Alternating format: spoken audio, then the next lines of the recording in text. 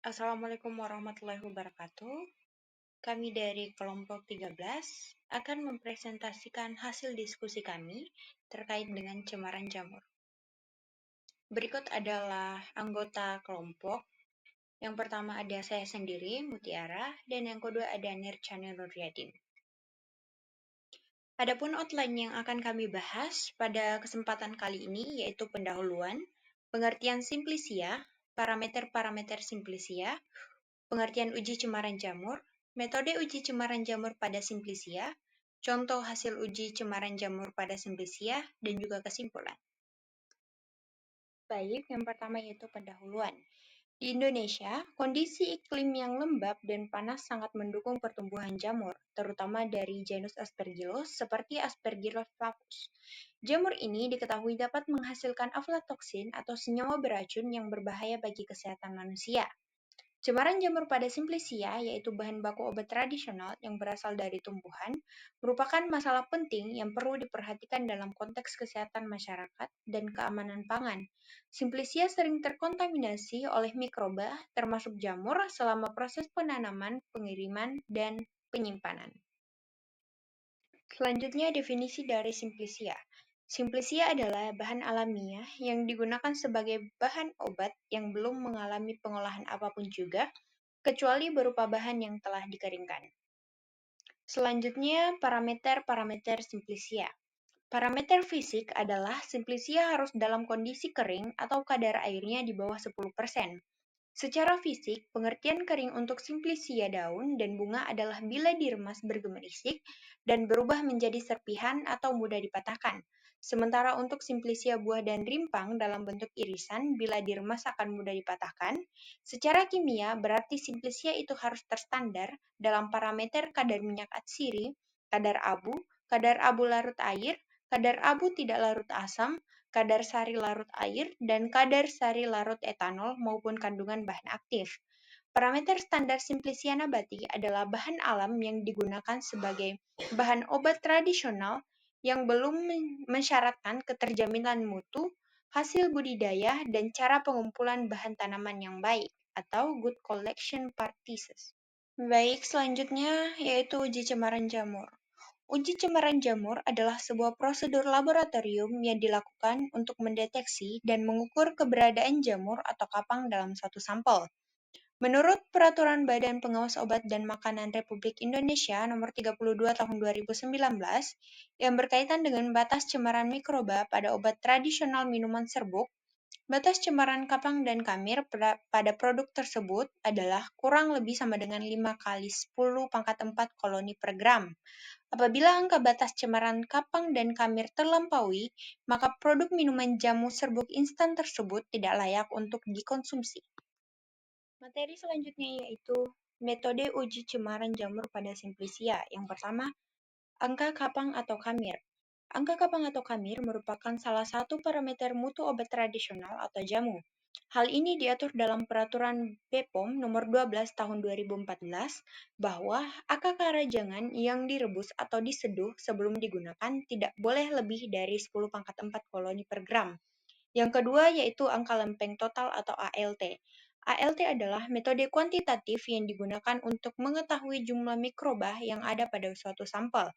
Prinsip dari uji ALT adalah menghitung pertumbuhan koloni. Menurut Peraturan BPOM Nomor 32 Tahun 2019, angka lempeng total tidak boleh lebih dari kurang sama dengan 5 kali 10 pangkat 7 koloni per gram. Baik, kita masuk pada contoh hasil uji cemaran jamur. Pada uji angka lempeng total ALT dan angka kapang kamir atau AKK, simplisia kunyit, kita menggunakan penelitian dari Jurnal Proceedings Seminar Nasional Penelitian dan Pengabdian kepada Masyarakat LPPM Universitas Asia Yogyakarta. Jadi, yang pertama itu ada prosedur kerja. Prosedur kerjanya itu untuk pembuatan media PDA. Kemudian ada pengujian angka kapang kamir. Baik, kita masuk pada pembahasan. Jadi berdasarkan hasil pengamatan pada gambar ini terdapat angka lempeng total pada tingkat pengencaran 10 pangkat 1 hingga pengencaran 10 pangkat 3 yang dapat dilihat pada gambar 1.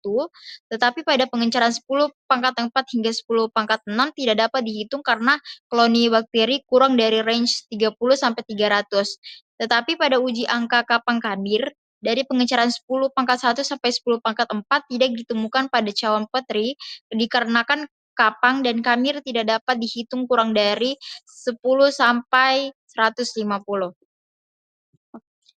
Jadi pada tabel 1 ini terdapat nilai ALT Simplicia kunyit.